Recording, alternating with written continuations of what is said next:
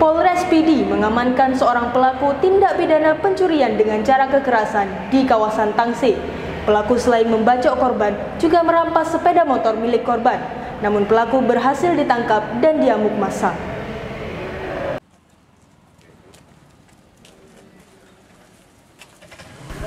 Pelaku kejahatan tindak pidana pencurian dengan cara kekerasan kini mendekam di sel tahanan Mapolres Pidi. Pria berinisial BT merupakan warga Kabupaten Pidijaya.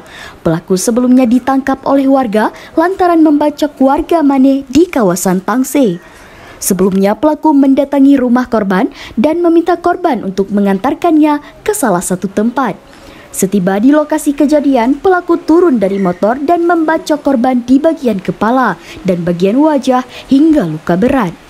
Kemudian pelaku melarikan diri setelah merampas sepeda motor, sementara korban masih selamat dan meminta pertolongan warga. Sehingga pelaku dikejar, berhasil ditangkap dan diamuk massa.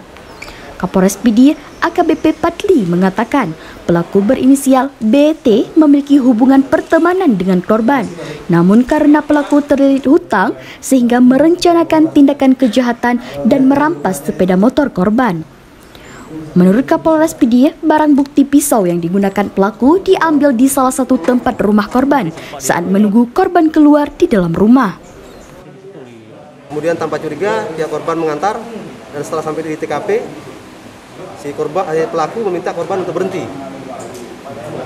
karena menyampaikan bahwa kawannya sudah ada di situ, di lokasi. Pada saat korban turun langsung dibacok di bagian belakang kepala oleh pelaku yang mengakibatkan korban terjatuh. Kemudian pada saat terjatuh dibacok lagi di bagian wajah. Alhamdulillah pelaku ulangi korban bisa berdiri dan berusaha melarikan diri dan berteriak minta tolong warga. Dan tidak lama datang warga yang langsung mengamankan saudara BT. Tidak lama setelah itu, dari pihak Polres Tangse mendapatkan informasi tentang adanya kejadian curas ya, di sekitar air terjun. Kemudian anggota Polsek datang ke sana dan mengamankan si pelaku.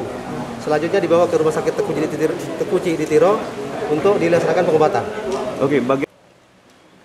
Kapolres menjelaskan pelaku sempat memberikan keterangan palsu saat dilakukan pemeriksaan dan menyeret orang lain untuk dilibatkan dalam kasus tersebut. Namun setelah dilakukan penyelidikan oleh petugas, kasus tersebut murni dilakukan secara tunggal oleh pelaku. Sementara barang bukti berupa pisau dan sepeda motor korban kini diamankan di Polres Pidi untuk penyelidikan lebih lanjut. Saat ini pelaku dijerat dengan pasal 365 ayat 2 KUHP dengan ancaman pidana maksimal 12 tahun penjara. Dari Kabupaten Pidi, Rudi Loka melaporkan.